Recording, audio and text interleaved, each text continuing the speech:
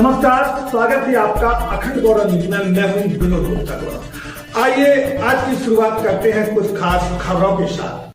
योग गुरु बाबा रामदेव की मुश्किलें थमने का नाम नहीं ले रही हैं। सुप्रीम कोर्ट ने पतंजलि के भ्रामक विज्ञापन के मामले पर 10 अप्रैल 2024 को बाबा रामदेव की माफी ठुकराते हुए सख्त टिप्पणियां की हैं। सर्वोच्च न्यायालय ने पतंजलि के एमडी आचार्य बालकृष्ण के साथ साथ बाबा रामदेव और उत्तराखंड सरकार को फटकार लगाई है। एससी ने बाबा रामदेव के दूसरे माफीनामे को खारिज कर दिया। न्यायमूर्ति हिमा कोहली और न्यायमूर्ति एहसानुद्दीन अमानुल्लाह की बेंच ने कहा कि मामले पर जानबूझकर कोर्ट के आदेश का उल्लंघन किया गया है।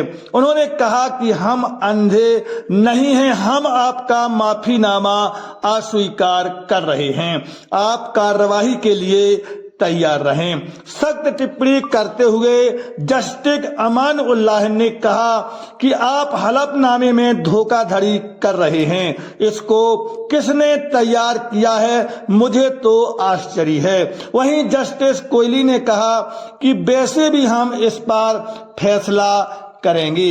हम इसको जानबूझकर कोर्ट के आदेश की अवहेलना मान रहे हैं। हम इस हलफनामे को ठुकराते हैं। ये सिर्फ एक कागज का टुकड़ा है। हम अंधे नहीं हैं, हमें सब दिखता है। इस पर सॉलिसिटर जनरल मुकुल रोहतगी ने कहा कि लोगों से गलतियां हो जाती हैं। इसके जवाब में कोर्ट ने सख्त लहजे में कहा कि गलती होती है तो सजा भी मिलती है, उन्हें सजा भुगतना भी पड़ती है। सुप्रीम कोर्ट ने कहा कि ड्रग्स लाइसेंसिंग अधिकारियों को अभी सस्पेंड किया जाए। ये लोग दबदबा बनाते हैं और इसे स्वीकार भी कर लिया जाता है। अदालत का माहौल बनाया जा रहा है। सुप्रीम कोर्ट ने ड्रग्स विभाग के ज्वाइंट डायरेक्टर मिथिलेश कुमार को फटकार लगाते हुए कहा कि आपको शर्म आनी चाहिए। क्यों ना आपके खिलाफ कार्रवाई हो। लोगों की जानें जा रही हैं और आप सिर्फ चेतावनी देते रहे।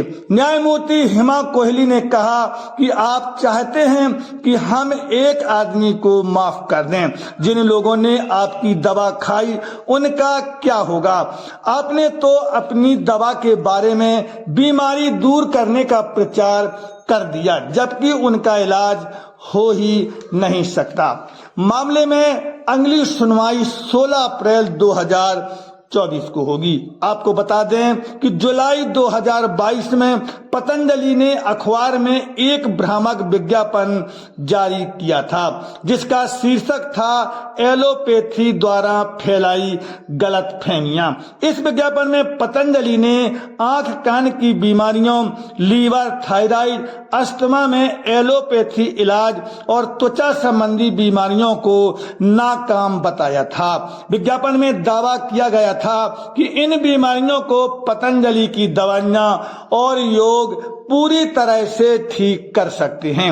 इसके अलावा कोरोना महामारी के दौरान बाबा रामदेव ने दावा किया था कि उनकी दवाई कोरोनिल और सौसारी से कोरोना इलाज किया जा सकता है। रामदेव ने कोरोनिल को विश्व स्वास्थ्य संगठन से मंजूरी मिलने की बात कही थी। इस दवाई को लेकर खूब विवाद हुआ था। आयुष मंत्रालय ने भी पतंजलि से सवाल पूछे थे। इंडियन मेडिकल एसोसिएशन ने पतंजलि और एलोपैथी को लेकर बाबा रामदेव के खिलाफ सुप्रीम कोर्ट में अगस्त 2022 में याचिका दायर की थी। दरअसल इंडियन मेडिकल एसोसिएशन का कहना था कि पतंजलि के दावे औषधि एवं जादुई उपचार अधिनियम 1954 और उपभोक्ता संरक्षण अधिनियम 2019 का उल्लंघन करते हैं। हालांकि सुप्रीम कोर्ट ने पतंजलि को भ्रामक विज्ञापन पर नवंबर 2023 को अस्थायी रोक लगा दी थी।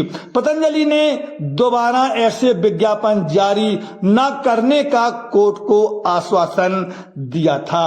बावजूद इसके पतंजलि ने दोबारा भ्रामक विज्ञापन जारी किए। बाबा रामदेव एलोपैथी के खिलाफ विवादित बयान देते रहते हैं। उन्होंने 21 मई 2021 को कहा था कि एलोपैथी बकवास विज्ञान है और रेमडेसिविर और फेविफ्लू जैसी दवाइयां कोरोना मरीजों के उपचार में पूरी तरह विफल रही हैं। उन्होंने ये भी कहा था कि लाखों मरीजों की मौत ऑक्सीजन की वजह से नहीं हुई बल्कि एलोपैथिक दवाइयों से हुई है।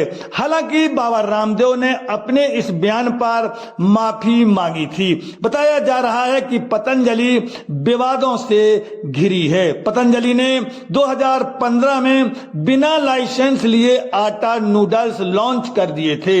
पतंजलि कंपनी को लीगल नोटिस जारी किया गया था। वहीं पतंजलि ने 2018 में गिलोय धनबटी पर 1 महीने आगे की निर्माण तिथि लिख दी थी। इस पर पतंजलि को फटकार लगी थी। इसके बाद 2022 में पतंजलि के गाय के घी में मिलावट सामने आई थी। उत्तराखंड खाद्य सुरक्षा विभाग की तरफ से किए गए परीक्षण में खाद्य सुरक्षा मानकों पर घी खरा नहीं उतरा था। ब्यूरो रिपोर्ट, अखंड गौरव न्यूज। चैनल को सब्सक्राइब करें, वीडियो को लाइक कमेंट ज्यादा से ज्यादा शेयर करें। खास खबरों के लिए देखते रहिए अखंड गौरव न्यूज, साफ सच कहने का।